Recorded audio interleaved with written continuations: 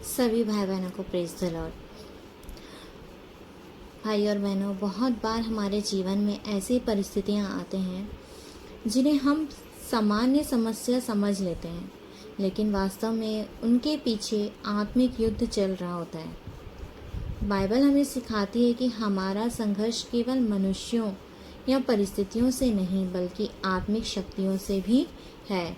इफिसियों अध्याय 6 के 12 में लिखा है, क्योंकि हमारा यह मल युद्ध लहू और मांस से नहीं परंतु प्रधानों से और अधिकारियों से और इस संसार के अंधकार के हाकिमों से और उस दुष्टता की आत्मिक सेनाओं से है जो आकाश में है।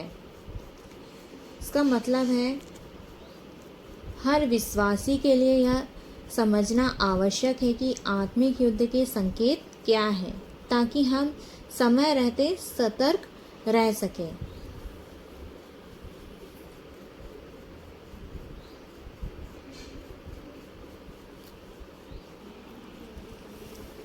जब कोई व्यक्ति परमेश्वर के करीब जाने लगता है तो शत्रु सबसे पहले उसकी प्रार्थना जीवन पर हमला करता है।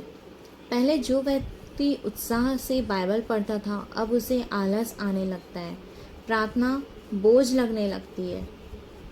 मत्ती अध्याय 26 के 41 वचन में लिखता है, जागते रहो और प्रार्थना करते रहो कि तुम परीक्षा में ना पड़ो।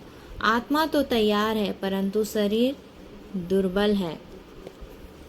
यदि बिना किसी कारण प्रार्थना और वचन से दूरी बढ़ जाती है तो यह आत्मिक युद्ध का संकेत हो सकता है। कई बार सब कुछ ठीक होने के बावजूद मन में अजीब डर बना रहता है, भविष्य की चिंता होती है, असफलता का भय रहता है और निरंतर बेचैनी आत्मिक दबाव का संकेत हो सकती है। दूसरा तीमुथियुस पहला अध्याय का 7वां वचन में लिखा है, क्योंकि परमेश्वर ने हमें भय की नहीं पर सामर्थ और प्रेम और संयम की आत्मा दी है। जहाँ परमेश्वर की शांति होनी चाहिए वहाँ लगातार डर बना रहना आत्मिक संघर्ष का चिन्ह हो सकता है। जब शत्रु किसी विश्वासी को कमज़ोर करना चाहता है तो वह उसके मन पर हमला करता है। वह यह विश्वास दिलाने की कोशिश करता है कि अब कुछ नहीं बदलेगा, परमेश्वर ने छोड़ दिया है या प्रार्थना व्यर्थ है। भजन संहिता अध्याय 42 के 11 वचन में हम देखेंगे, हे मेरे प्राण, तू क्यों गिरा जाता है, तू अंदर ही अंदर क्यों व्याकुल है। परमेश्वर पर भरोसा रख, क्योंकि वह मेरे मुख की चमक और मेरा परमेश्वर है और फिर उसका धन्यवाद करूँगा। निराशा लगातार बना रहता है, आत्मिक युद्ध का संकेत हो सकता है। हर झगड़ा आत्मिक युद्ध नहीं होता है, लेकिन जब घर में बिना कारण तनाव, गलतफहमियां और अशांति लगातार बढ़ने लगती है तो आत्मिक सतर्कता आवश्यक है। याकूब अध्याय 3 के 16 वचन में लिखा है, क्योंकि जहाँ डाह और विरोध होता है वहाँ बखेड़ा और हर प्रकार का दुष्कर्म भी होता है। मतलब शत्रु परिवारों को तोड़ना चाहता है, क्योंकि मजबूत परिवार परमेश्वर की योजना का हिस्सा होता है। कभी कभी व्यक्ति जानता है कि कोई गलत बात है, फिर भी बार बार उसी ओर आकर्षित होता है। यह आत्मिक संघर्ष का क्षेत्र हो सकता है। गलातियों अध्याय 5 के 16 वचन में लिखा है, पर मैं कहता हूँ आत्मा के अनुसार चलो तो तुम शरीर की लालसा किसी रीति से पूरी ना करोगे। ऐसे समय में और अधिक प्रार्थना और वचन की आवश्यकता होती है।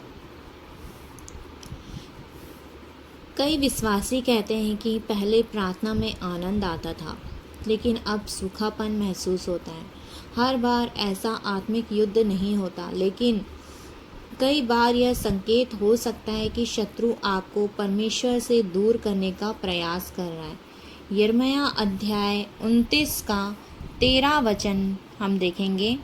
13 वचन में लिखा है, तुम मुझे ढूंढोगे और पाओगे भी, क्योंकि तुम अपने संपूर्ण मन से मेरे पास आओगे। ऐसे समय में हार माननी नहीं चाहिए। हमें परमेश्वर को अपने हृदय से, संपूर्ण मन से हमें परमेश्वर के पास आना है, प्रार्थना करना है। अक्सर सबसे बड़ा आत्मिक युद्ध तब आता है जब परमेश्वर आपके जीवन में कुछ नया करने वाला होता है। बाइबल में हम देखते हैं कि यीशु की सेवकाई शुरू होने से पहले जंगल में परीक्षा आई। मत्ती अध्याय 4 के 1 में लिखा है, तब आत्मा यीशु को जंगल में ले गया ताकि इब्लिस से उसकी परीक्षा हो। कई बार संघर्ष इस बात का संकेत होता है कि आप गलत दिशा में नहीं बल्कि सही दिशा की ओर बढ़ रहे हैं।